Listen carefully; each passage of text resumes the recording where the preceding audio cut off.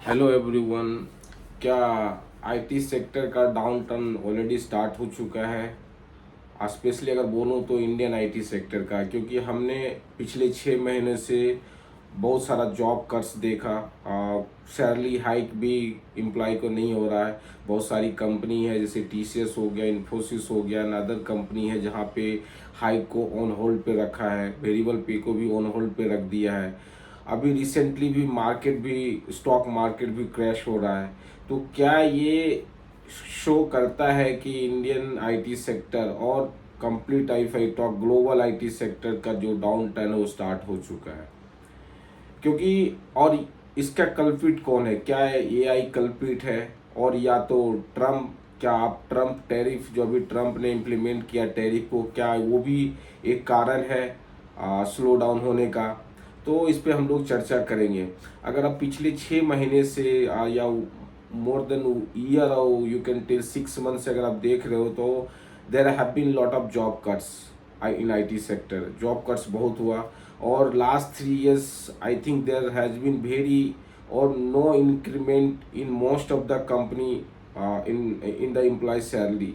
सो बहुत सारे, लगभग बहुत सारी कंपनियां हैं जहाँ पे लास्ट 2 to 3 years से कोई भी सैलरी हाइक नहीं दिया गया है, इंक्रीमेंट नहीं दिया गया है, बोनसेस पे नहीं किया गया है, और दिया गया तो it is just around like 5 to 8%, 5%। It's not like what we used to have before 4 years और 5 years।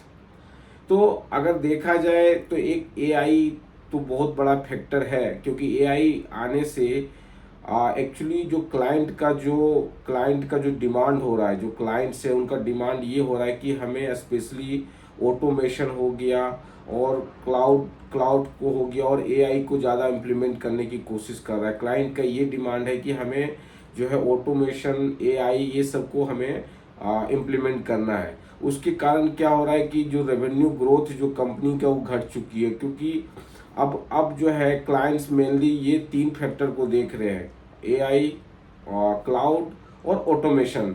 ये 3 फैक्टर को देख रहे हैं। तो इसके कारण तो मान सकते हैं कि जॉब कट्स और जो सैलरी हाइक, चाहे जो कंपनी के रेवेन्यू ग्रोथ कम हुआ है, वो एक फैक्टर है।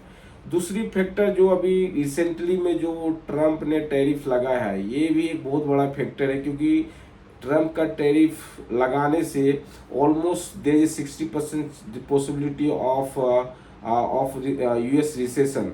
क्योंकि एक बहुत बड़ा पोटेंशियल थ्रेट हो चुका है रिसेशन यूएस में आने का, जब से ये ट्रम्प ने ये टैरिफ लगाया है। क्योंकि ये टैरिफ लगाने से ये हुआ कि जो कंपनी पे टैरिफ लगाया है, तो उससे उसकी जो है उसकी जो जीडीपी है, चाहे जो पार्ट ऑफ जीडीपी उससे जो है यूएस मार्केट से जो उसकी एक्सपोर्ट करने से जो आती थी, उसमें तो बहुत बढ़ोतरी होगी। और स्पेशली जो है ट्रम्प टैरिफ ने जो एशिया पे थोड़ा ज़्यादा चार्ज किया है और यूरोप पे किया है। भले इसका भी रिटेलिएशन देखना बाकी है कि किस टाइप से एशिया चाहे यूरोप की जो कंट्री है वो कैसे रिटेलिएट करते हैं, क्योंकि रिटेलिएशन जो है वो 3 फैक्टर पर डिपेंडेंट रहेगा। फर्स्ट है कि यूएस ने कितना टैरिफ उस कंट्री पे लगाया है। दूसरा है कि वो पार्टिकुलर कंट्री, वो स्पेसिफिक कंट्री जो है कितना अपना जीडीपी का जो है एक्सपोर्ट करती थी यूएस को।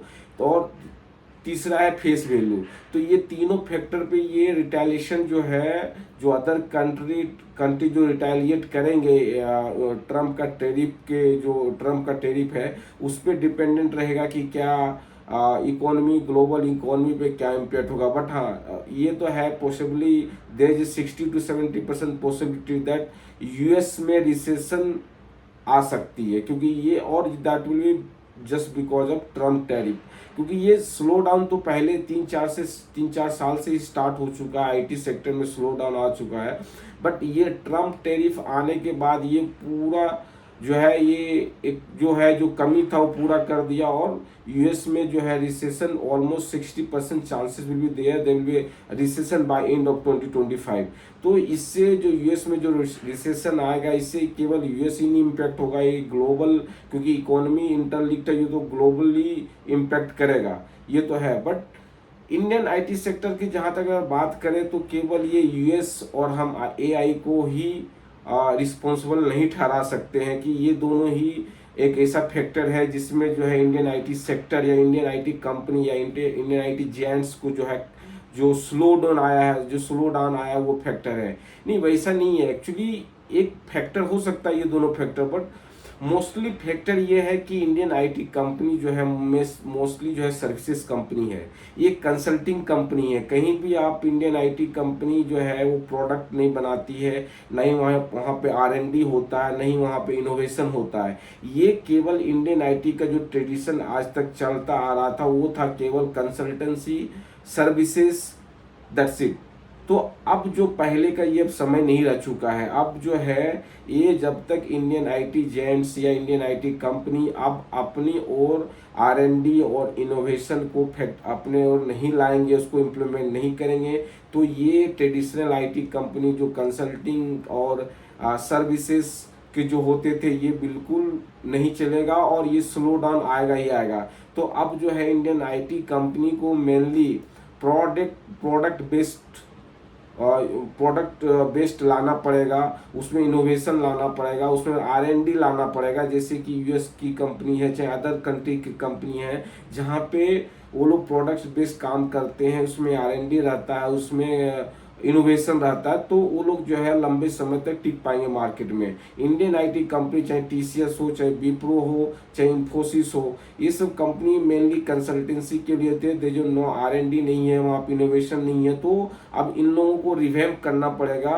पिछले जो 20, 25, 30 सालों से चलते आ रहा था वो उसको छोड़ के एक अलग टाइम, एक अलग सिचुएशन लाना पड़ेगा, एक अलग स्ट्रैटेजी से काम करना पड़ेगा। उसमें जो है आपको इनोवेशन लाना पड़ेगा, R&D लाना पड़ेगा।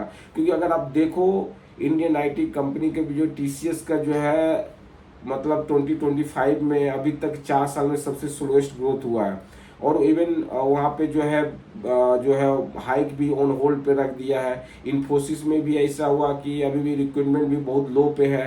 तो ये जो ट्रेडिशनल स्ट्रैटेजी था वो अब उस पर ना काम करके अब हम लोग को एक्चुअली R&D और इनोवेशन और न्यू वे ऑफ वर्किंग लाना पड़ेगा, ताकि जैसे फॉरेन की कंपनियां जो है प्रोडक्ट बेस्ड पे काम करते हैं और R&D इनोवेशन पे काम करते हैं, तभी वो लोग मार्केट में टिक पाते हैं। तो इंडियन आईटी सेक्टर को भी अब न्यू स्ट्रैटेजी पे सोचना पड़ेगा, इनोवेशन पे सोचना पड़ेगा और रिसर्च एंड डेवलपमेंट पे भी सोचना पड़ेगा। Thank you.